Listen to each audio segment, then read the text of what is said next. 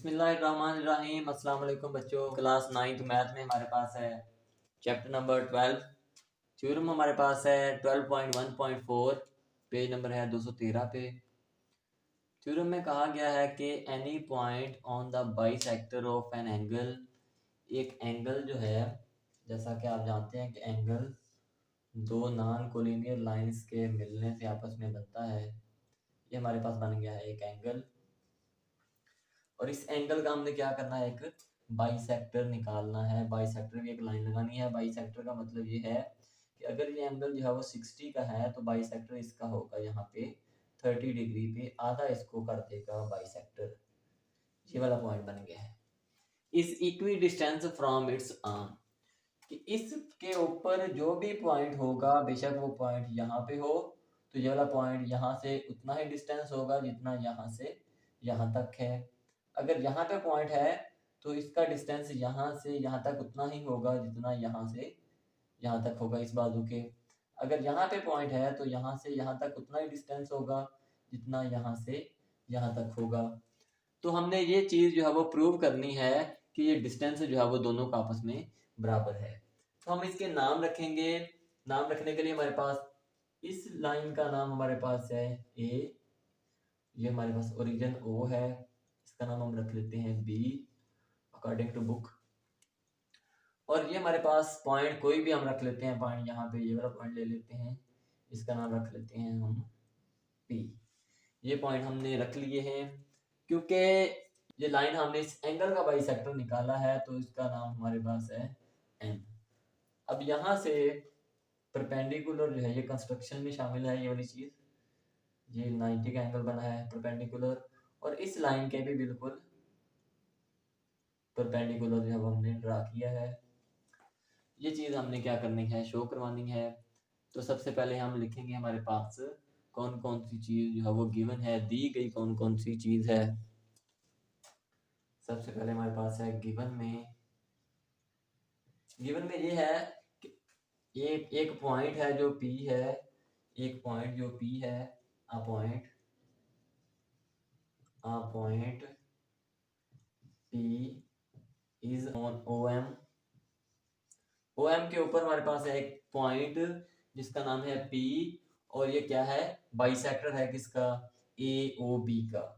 ये बाइसेक्टर है, AOB का हाफ है। ये वाली लाइन क्या है, इस एंगल का आधा है, एंगल A बाइसेक्टर लिखेंगे इसका, bisector of angle AOB। Angle AOB का क्या है, बाइसेक्टर है, हाफ है।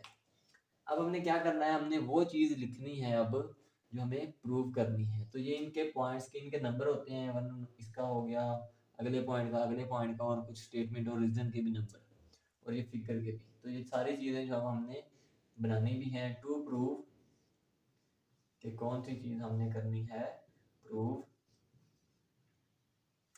हमने ये करना है कि जो हमारे पास ये इस पॉइंट से यहाँ तक का जो डिस्टेंस है इसको हम रख लेते हैं r के बराबर, और यहाँ से यहाँ तक का डिस्टेंस जो है ये है q, इसको हमने रखना है बराबर। इसको हमने प्रूव करना है कि PQ जो है लाइन, ये कंकरेंट होगी किसके, PR के।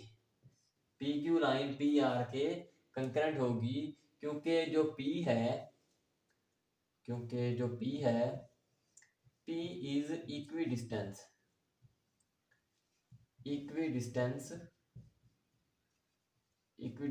from AO से equidistance है, AO लाइन से, एंड OB या BO कर लें, BO, AO और BO के ये बराबर फासले पर P जो है वो मौजूद है। अब हमने क्या करना है, आगे लिखना है कंस्ट्रक्शन में क्या क्या चीज हमने की है। कंस्ट्रक्शन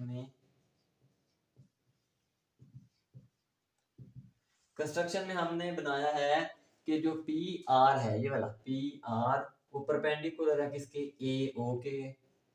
PR लाइन जो है वो परपेंडिकुलर है, ये साइन जो है इसका, ये परपेंडिकुलर का साइन है, परपेंडिकुलर है किसके, OA के। एंड और ये वाली लाइन पी क्यू जो है ये परपेंडिकुलर है ओ बी के। पी क्यू लाइन जो है वो परपेंडिकुलर है ओ बी के, ओ बी लाइन के। तो ये हमारे पास हो गई है कंस्ट्रक्शन। अब हमने करना है इसको स्टेटमेंट की मदद से, रीजन की मदद से हमने इसको प्रूफ बनाना है इसका। इस साइड पे हम लिखेंगे इनकी स्टेटमेंट्स और यहाँ पे लिखेंगे कि किस रीजन की वजह से, रीजंस जो है वो कौन कौन सी हैं। तो सबसे पहले तो हमारे पास जो है वो दो ट्राइंगल्स बन रही हैं, पी आर ओ या पी ओ आर और पी ओ क्यू, ये दो हमारे पास बन रही हैं triangles. P O R triangle ये क्या है, मुताबिकत रखती है, करेस्पॉन्डेंस है किसके, triangle P O R, P O Q, P O triangle P O Q का क्या है, ये करेस्पॉन्डेंस है। नेक्स्ट हमने क्या करना है, ये जो ओ और पी है ये इन दोनों ट्राइंगल्स, इस ट्राइंगल और इस ट्राइंगल दोनों का मुश्तरका है। ये वाली लाइन जो है, ये वाली साइड, ये इसकी और इसकी दोनों की क्या है, मुश्तरका है, कॉमन बाजू है दोनों का, कि ओपी लाइन जो है वो कंकरेंट है ओपी के। रीजन इसकी क्या है, रीजन इसकी ये है कि ये क्या है, कॉमन है, मुश्तरका, मुश्तरका।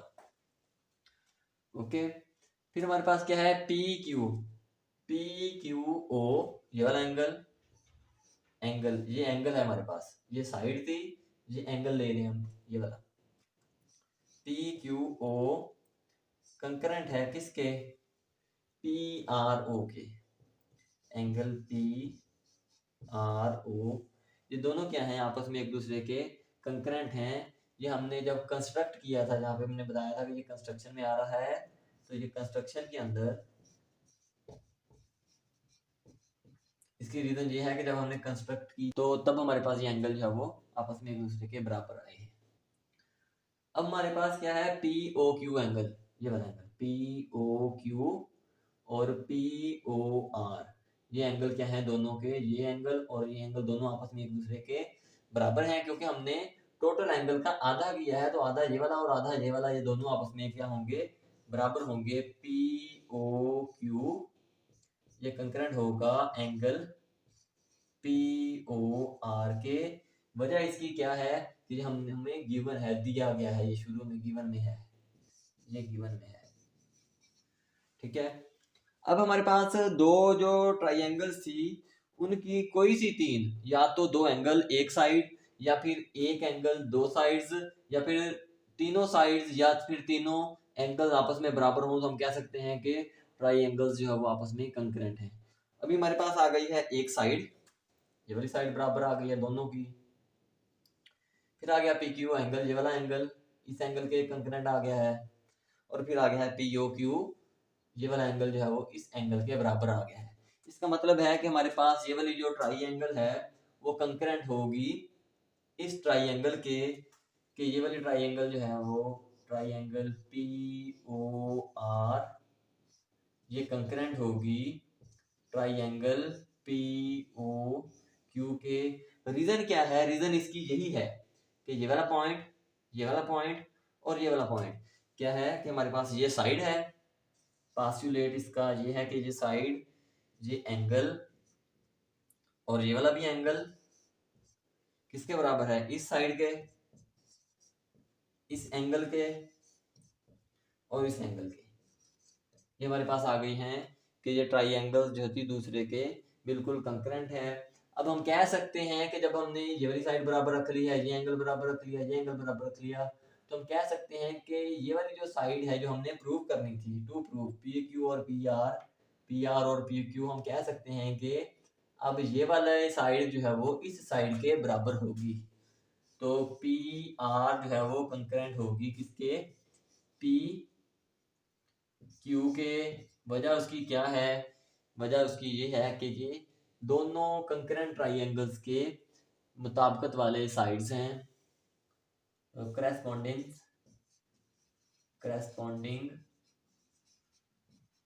corresponding sides of a concurrent triangle. एक कंकरेंट ट्राइंगल्स की ये क्या है, साइड्स हैं, देयरफॉर हमारे पास प्रूव हो चुका है जो हमने प्रूव करना था। नेक्स्ट हमारे पास है क्वेश्चन नंबर 4 रिव्यू एक्सरसाइज का। इसमें एक ट्राइंगल दे दी गई है, कहा गया है कि if the given triangle ABC is equilateral triangle. Equilateral triangle का मतलब ये है कि इसकी तीनों साइड्स जो है वो आपस में एक दूसरे के बराबर हैं। जब तीनों साइड आपस में एक दूसरे के बराबर होंगी तो पक्की बात है कि इसके तीनों एंगल्स भी आपस में बराबर ही होंगे। अच्छा, and AD is the bisector of angle. AD जो है, एडी जो बाइसेक्टर है इस एंगल का। बाइसेक्टर का मतलब ये है कि इस टोटल एंगल को, ये वाले टोटल बनने वाले एंगल को इसने दो हिस्सों में तकसीम कर दिया है, बराबर हिस्सों में। ये वाला और ये वाला हिस्सा दोनों आपस में एक दूसरे के बराबर हैं। Then find the values of unknowns x, y और जी। एक्स, वाई और जी की हमने क्या करनी है, वैल्यूज फाइंड करनी है। जैसा कि हमें पता है कि इक्विलेटरल ट्राइंगल है, चूंकि हेंस ट्राइंगल इज इक्विलेटरल, ये मसावी उल इज़्ला मुसल्लस है, इसलिए हम क्या कहेंगे कि इसके तीनों एंगल्स भी आपस में बराबर होंगे। Measurement angle A is equal to measurement angle B is equal to measurement angle C. तीनों इसके एंगल भी क्या होंगे, ये वाला एंगल, ये वाला एंगल और ये वाला एंगल, टोटल ये क्या होंगे, आपस में एक दूसरे के बराबर होंगे। और फिर हमें ये भी पता है कि एक ट्राइंगल्स के तीनों एंगल्स को अगर हम प्लस करें तो हमारे पास आता है 180 डिग्री। मतलब कि measurement angle A plus measurement angle B plus measurement angle C is equal to 180 degree. ठीक है, तो तीनों एंगल्स को अगर हमने प्लस किया है तो हमारे पास आ गया है 180 डिग्री। अब हम इस एंगल बी की जगह पे एंगल ए की वैल्यूज लगा सकते हैं। वजह क्या है, क्योंकि एंगल बी और एंगल ए दोनों आपस में बराबर हैं, तो बेशक ए की जगह पे बी की वैल्यू लगा लें, बेशक बी की जगह पे ए की वैल्यू लगा लें। मेजरमेंट एंगल ए प्लस इस बी की जगह पे हम वैल्यू लगा रहे हैं ये ए की, क्योंकि दोनों आपस में बराबर हैं, तो हम बेशक इसकी वैल्यू लगा लें, बेशक इसकी लगा लें। मेजरमेंट एंगल ए, अब देखें तो मेजरमेंट एंगल सी जो है वो भी मेजरमेंट एंगल ए के बराबर है, तो यहाँ पे भी हम मेजरमेंट एंगल ए ही लगा रहे हैं और ये बराबर आ गया हमारे पास 180 डिग्री की। अब एक हमारे पास ये एंगल, दूसरा ये, तीसरा ये, इन तीनों को जमा करेंगे तो हमारे पास आ जाएगा 3 measurement angle A is equal to 180 degree. 3 यहाँ पे मल्टीप्लाई हो रहा है, दूसरी साइड पे जाके हो जाएगा डिवाइड, ये कट जाएगा, 3 1 दा 3, 3 6 दा 18 और 3 0 0। तो मेजरमेंट एंगल ए हमारे पास आ गया है 60 डिग्री। टोटल हमारे पास आ गया है मेजरमेंट एंगल ए। अब चूंकि हमारे पास मेजरमेंट एंगल ए आ गया है 60, तो ए जो है वो किसके बराबर है, सी के भी बराबर है, और ए जो है वो बी के भी बराबर है। तो measurement angle A is equal to measurement angle B is equal to measurement angle C, और ये सारे के सारे क्या हैं, ये भी 60 के बराबर हुआ, ये भी 60 के बराबर हुआ, ये भी 60 के बराबर हुआ। तीनों एंगल्स क्या हो गए हैं अब 60 60 और 60 हो गए हैं। तो एंगल बी हमने फाइंड करना था, तो एंगल बी तो हमारे पास आ गया है बी मेजरमेंट एंगल जी, जी की वैल्यू तो हमारे पास आ गई है 60 डिग्री। अब हमने क्योंकि फाइंड करना है एक्स और वाई भी, और दोनों को अगर हम जमा करें, एक्स को measurement angle X plus measurement angle Y, तो ये किसके बराबर बनते हैं, एक्स और वाई दोनों ए के बराबर बन रहे हैं। मेजरमेंट एंगल ए के, दोनों जो है वो मेजरमेंट एंगल ए के बराबर हैं। और मेजरमेंट एंगल ए कितना है वो हमने यहाँ से निकाला था, मेजरमेंट एंगल ए 60 के बराबर था। तो measurement angle X, measurement angle Y बराबर है 60 के। अब क्योंकि इस एंगल को उसने दो बराबर हिस्सों में डिवाइड किया था, तो x की भी उतनी ही वैल्यू है और y की भी उतनी ही वैल्यू है। मेजरमेंट एंगल x बराबर है मेजरमेंट एंगल y के, ये दोनों आपस में बराबर हैं। तो हम इस y की जगह पे हम वैल्यूज लगा सकते हैं किसकी, x की। तो यहाँ पे measurement angle x plus measurement angle x is equal to 60 degree, 1 ये और 1 ये 2 हो गया, 2 measurement angle x is equal to 60। ये 2 यहाँ पे मल्टीप्लाई हो रहा है, दूसरी साइड पे जाके हो जाएगा डिवाइड। तो मेजरमेंट एंगल x हमारे पास आ जाएगा 60 डिवाइडेड बाई 2, ये कटेगा तो 30 आ गया। मेजरमेंट एंगल x की वैल्यू आ गई 30, x जो है वो y के बराबर था, सो मेजरमेंट एंगल y की वैल्यू भी हमारे पास आ गई है 30 डिग्री। तो हमारे पास ये तीनों वैल्यूज आ गई हैं। मेजरमेंट एंगल x भी हमारे पास आ गया 30 और मेजरमेंट एंगल y भी हमारे पास आ गया 30 डिग्री। तो ये हमारे पास था x, y और z की वैल्यूज। और नेक्स्ट आपका जो होमवर्क है वो है क्वेश्चन नंबर 5, रिव्यू एक्सरसाइज का जो क्वेश्चन नंबर 5 है वो आपने करना है। इसको सॉल्व करने का तरीका ये है कि हमारे पास वो कह रहा है कि ट्राइंगल्स हैं दो, एल एम और ओ, या एल ओ एम और एल ओ एन, ये दो ट्राइंगल्स हैं और दोनों आपस में हैं कंग्रेंट। कंग्रेंट का मतलब ये है कि इनकी साइड्स और एंगल आपस में बिल्कुल बराबर बराबर हैं। ये एंगल इसके बराबर है, ये वाली साइड जो है वो इसके बराबर है। तो सिंपल हम लिख देंगे कि मेजरमेंट जो साइड है एम ओ वो बराबर है किसके, ओ एन के। सो एम की वैल्यू हमारे पास आ जाएगी 12। साइड पे लिख देंगे कि sides of a congruent triangle, reason भी साथ लिखनी है, ये थ्योरम की तरह नहीं है बल्कि ऐसे ही है। और दूसरा हमारे पास है इसका ये वाला हाइपोटेनस, इसके हाइपोटेनस के बराबर होगा। सो सिंपल हम लिख देंगे कि 2x plus 6 is equal to 18 और साथ में लिख देंगे sides of a congruent triangle. फिर यहाँ से 6 प्लस है, दूसरी साइड पे जाके माइनस हो जाएगा, 12 आ जाएगा। 2 मल्टीप्लाई हो रहा है, दूसरी साइड पे जाके डिवाइड, तो 12 डिवाइडेड बाई 2, तो x की वैल्यू हमारे पास आ जाएगी 6 और m की वैल्यू हमारे पास है 12। तो साथ में ये वाला आपने काम लाजमी तौर पे करना है। ओके, अल्लाह हाफिज।